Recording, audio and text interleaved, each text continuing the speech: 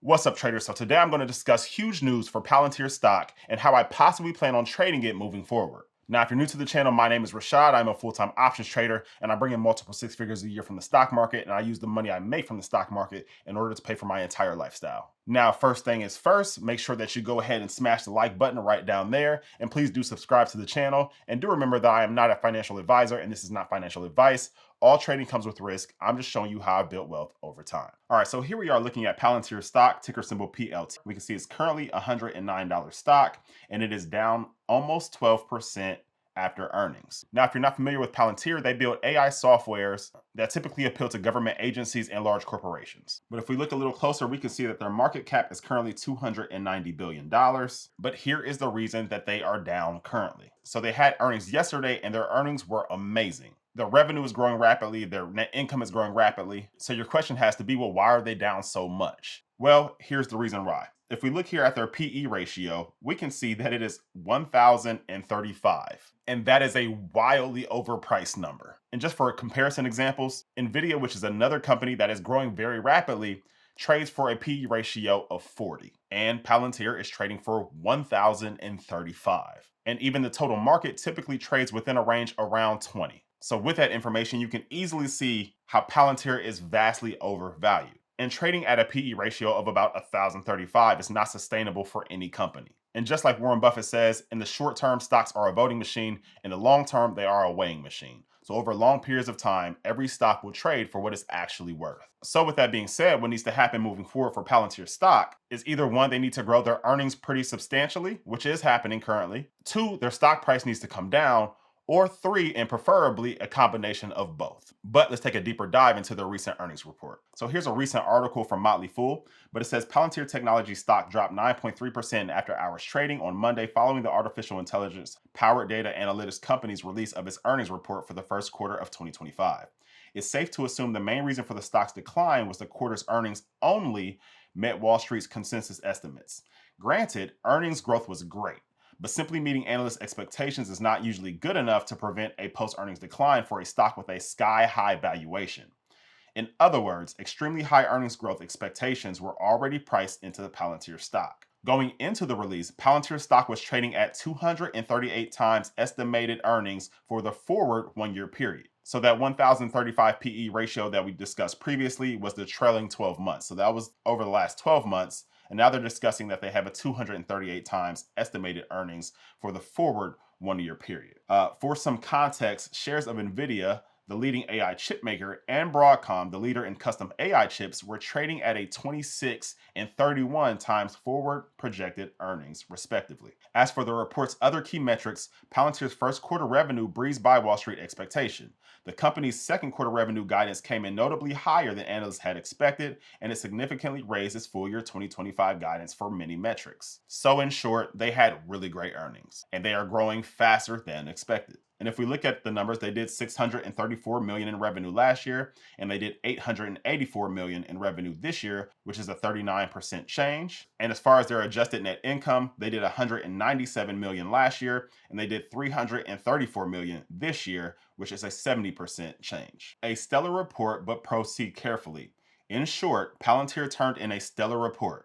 Granted, the stock fell, but it's not the company's fault that many investors have unrealistic expectations for near-term earnings growth. All right, so now that we know how they did for earnings and why the stock is down, although they had amazing earnings, let's take a deeper look into Palantir. So I do want to point out that the stock is continuing to drop as I'm recording this video. Now it's down 13.5%. But looking at their financials over the last 5 years, we can see in the year ending December of 2020, they did about $1 billion in revenue. And then the year ending in December of 2024, they did $2.8 billion in revenue. So they are increasing rapidly. And then when it comes to net income, in the year ending December 2020, they actually lost $1.1 billion. And in the year ending December of 2024, they actually made $462 million. And so just looking at this chart over here, you can see that both their revenue and net income are growing rapidly. And just looking at this diagram for their balance sheet numbers, they are growing their assets rapidly as well. So that is a good thing to see. Now, just taking a look at analyst target prices, we can see that there's currently 20 analysts that are covering this stock, and they collectively have it as a hold as of right now. So there are 3 strong buys, 12 holds, 1 moderate sell, and 4 strong sells. So there's currently more analysts saying sell the stock than there are analysts who are saying buy the stock. But if we look at the numbers, we can see that analysts have it as a high target of $125, a mean target of $84, and someone has it as a low target of $18. So I like to put a little bit more weight on what their mean target is collectively. So we will keep that $84 mark in mind. Now, looking at Palantir's chart over the last 6 months, I personally noticed that the $80 mark has been a pretty good resistance and support line over the last 6 months. So we can see it came up and hit the $80 mark, then bounced down a little bit, came back up, hit the $80 mark, stayed above it for maybe 2 days, came back down, traded around $80, and then gapped up. And then from there, it's come back down and hit the $80 mark, bounce back up, hit the $80 mark, bounce back up. So that $80 mark has worked really well over the last 6 months. And so what I think I want to do is, because I like Palantir as a company, and I think that they're growing very nicely. However, I do not want to pay a 1,000 PE multiple for a company. However, I wouldn't mind getting shares of the company at a much cheaper price. So what I'm going to do is I'm going to go ahead and sell puts in order to buy this stock at a cheaper price. So if you're new to options, I'll quickly explain how selling puts works. However, if you're more experienced with selling options, make sure you stay to the end, because I'm going to show you a better and more effective way to go about it. So when you sell a put, there are 2 main objectives, and it's 1, to generate income, or 2, to buy the underlying stock at a cheaper price. So when you sell puts, you either 1, want to make money, of course, and or 2, you want to buy the stock at a cheaper price. And selling puts is literally like selling insurance for stocks. And here's what I mean. Let's say I have ABC stock that is currently trading at $100, and I like the company and I want to purchase the shares. So I could potentially sell a put at, let's say, $90. And as I'm selling a put, I'm essentially saying to the buyer, hey, I will buy your shares of ABC stock that are currently trading at $100, and I will buy them from you if the stock crashes below $90. However, for doing so, you have to pay me, let's say, $200 right here, right now, and this contract is only good for the next 30 days. And from there, 2 things can happen. Let's say ABC stock stays above $90, then we just keep the $200 we were paid and we go about our day, and we can do that trade over and over and over and over again. However, scenario number 2 is if ABC stock drops below $90, then we still need to purchase the shares of ABC stock at the $90 that we agreed upon. However, we still keep that $200 that we received. And so as a put seller, you are essentially selling insurance for the stock. And just like with your car insurance that you pay every single month, the insurance company keeps the premium that you pay them whether you get into a car accident or you don't. And so here's a quick example of selling a put with a real stock. So let's say Apple stock is currently trading for about $220. And let's say you're interested in buying Apple stock at a cheaper price. Then what we could do is we could sell a put, let's say at $200, and that would be our strike price. And we could select an expiration that is 30 days out. And for selling this put, we would receive $150 immediately right here, right now. And so if we look at this profit and loss chart over here, so Apple stock is currently $220. If the stock price were to go up, then we just keep the $150 we received. If the stock price stays the same, then we just keep the $150 that we received. If the stock price goes down some, we still keep the $150 we received. However, if the stock price dropped below our $200 strike, then we will be forced to buy 100 shares of the company per contract that we have. And that's literally how selling puts works. However, now let's go and take a look at the few data points that I look at prior to selling puts. All right, so the first data point that I like to look at before selling any puts are the Bollinger Bands. So the Bollinger Bands are these black lines here, but they just aim to show you the range that a stock price is expected to trade within. And you can see that the majority of the time, the stock actually trades within the Bollinger Bands. And the few times where it pops out of the Bollinger Band, it typically pops right back in within a few days. So we just had that happen. Palantir's stock was overbought, and now it is back inside of the Bollinger Band. But since we are selling puts, what I like to pay attention to is the lower Bollinger Band level. And we can see that it's currently at $90.57. And so we will keep that $90.57 mark in our head. But now let's go look at the second data point. Now, the second data point that I like to look at is the expected move. And the expected move is just the maximum move that the options market currently has priced in for a stock by a specific date. So the next thing we need to do is select our expiration date. Now, I typically go up to about 45 days out. Now, that doesn't mean you have to do 45 days. You could do 35, 27. It doesn't matter, but I typically go up to 45 days out. Now, because Palantir is so overly priced, I am fine with going further out because I want to purchase it at the cheapest price possible. and get paid to wait around. So looking at these expiration dates, there is a date that is 46 days out from now. So it's only 1 day more than what my maximum is. So I'll go ahead and I'll use that expiration. But taking a look, the expected move is $24.56.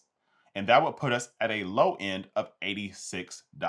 All right, so we will keep that $86 mark in mind. But if you like this software that I'm using to get all this information, the link is below in the description. But I pretty much use this website every single day to make the best decisions on my trades. And when you use the link below in the description, you will get a free 30 days. So go ahead and check it out. But let's head on over to Thinkorswim. All right, so now we are here in Thinkorswim at Palantir's options chain. So we'll go ahead and open up the expiration that we were using, which was June 20th. And the last data point that I want to look at is the delta. So if we look over here at this delta column, the delta tells you how much an options premium will move per a $1 move in the underlying stock's price. So at this strike of $100, it has a delta of 0.34, which is saying that the options contracts will move 34 cents per a $1 move in Palantir's stock price. However, most successful traders that I know use the delta as the probability of the event occurring. So to me, this is saying there's about a 34% chance that Palantir's stock price is trading below $100 by this expiration date, 45 days out from now. All right, and for me personally, I like to stick to deltas of 0.20 or lower. And so if we go up here to the 0.20 delta, that puts us at a strike of $90. Now, that is the same strike that the Bollinger Band set as well. However, the expected move set $86. And I typically like to use whatever data point is more conservative. And especially with a stock that has a current PE ratio of 1,000, I am fine with being more conservative and possibly getting the shares of the company at an even cheaper price while being paid just to wait around. All right, but if we use that $86 expected move, then if we come over here to the $85 mark, that puts us at a delta of 0.14. But for the $85 mark, we would get paid anywhere between $221 to $229 per contract. And that is still a great return. That is almost a 3% return over the next month and a half. And if you did that, you would beat most investors and traders. However, if we recall, when we were looking at the chart, that $80 mark has been a great point of support for Palantir stock over the last 6 months. So being that I am fine with getting a slightly lesser return as I wait around for Palantir stock price to drop even more, I am okay with going at this $80 strike, which is just a delta of 0.11. All right, so I basically have an 89% probability of profit by selling this put on Palantir at the $80 mark, and I will get paid anywhere between $152 to $157 per contract. And once I open that trade, it's either Palantir stock stays above $80 and I keep my money and I go about my day, or Palantir stock drops down below 80, which will be a well over a 20% drop from here, even though it's dropped 14% just today. And I'll get to buy the shares of a company that I want at the cheaper price that I selected. So really, that's a win-win. So if I wanted to go ahead and place the trade, I can just go ahead and select the bid price and it will automatically fill the ticket for me. And from here, all I need to do is select the amount of contracts that I want. Now, for me personally, because this stock is so overpriced, I am absolutely fine with doing 1 contract per day. So maybe I'll do one today, and then if it opens up down a lot again tomorrow, then I'll still be aggressive and I'll go ahead and do another contract. But a good tip is to sell puts on red days because you will get more premium per contract than you would on a day where the stock was up. All right, because on red days, people who own the stock become fearful and they start buying more and more puts, and we are fine with selling that insurance to them for the higher price. So it looks like at the midpoint, I'll get about $152. And once we are ready to place the trade, we can go ahead and hit review. But let's head on down to the P&L chart. So right here at these red dots is where the stock price is currently. And that number there at the top left is how much you'll make by expiration date, depending on where the stock price is. So we can see if the stock price goes up, we just keep that $152 we were paid.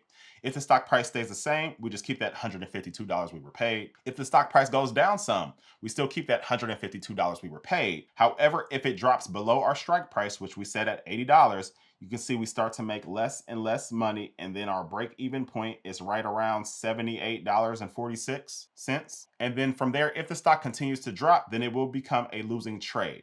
However, we were fine with this because we were fine with purchasing the shares at the price that we selected, and we got paid to wait around for doing so. Now, that's one way to trade it, or you could wait even longer until it gets towards the bottom of this Bollinger Band area. And if and when that occurs, you could be even more aggressive.